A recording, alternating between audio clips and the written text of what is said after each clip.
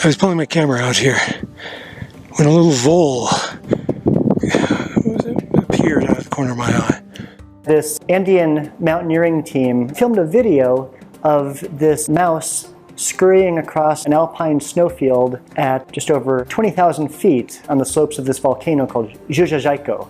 The reason why that footage was so surprising is because no one expected mammals to be able to survive and function at such an extreme altitude. And that's what motivated us to go there and conduct a survey of mammals on Llullaillaco. It was a 1 month long expedition, and it involved some friends and collaborators of mine, Marcial Quiroga Carmona and Guillermo Delea. And then we also had a world-class mountain climber, Mario Perez Mamani, who's Bolivian.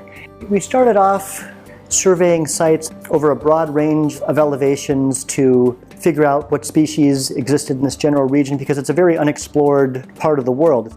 The sites where we were trapping, we were gradually increasing in altitude because as we were conducting the survey, we were also acclimatizing ourselves in preparation for the really extreme high altitude portion of the expedition. And so after a couple weeks of trapping at kind of intermediate elevations, we then made our way to the volcano. We established a base camp at 16,500 feet, maintained trap lines there for over a week, and then also established a high camp at 19,500 feet, maintained trap lines there. And so as a result of this trapping effort, we have altitudinal records for numerous different species. And then Mario and I made a summit attempt, and so this is 8 to 9 hours of climbing to arrive at the summit.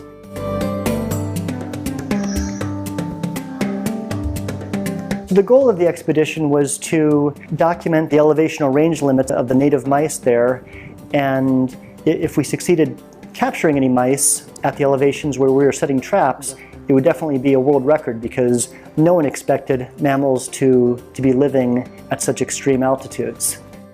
Un ratón, Jay. No lo veo. Está debajo de esa piedra.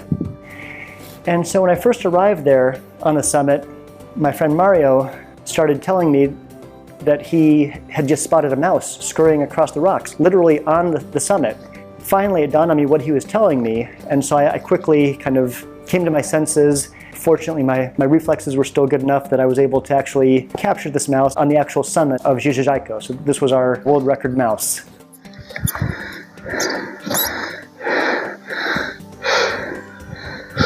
The fact that there are mice living at this extreme altitude is really surprising. So just over 22,000 feet. So at that altitude, there's roughly 40% of the oxygen that's available at sea level.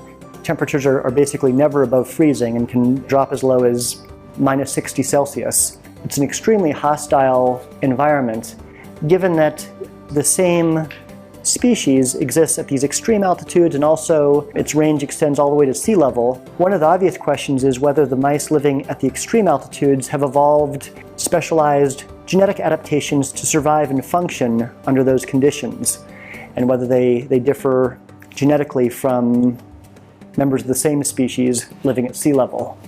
This discovery makes me think that we've underestimated the elevational range limits and physiological tolerances of animals simply because the world's highest summits are relatively unexplored by biologists. So there's a lot left to do.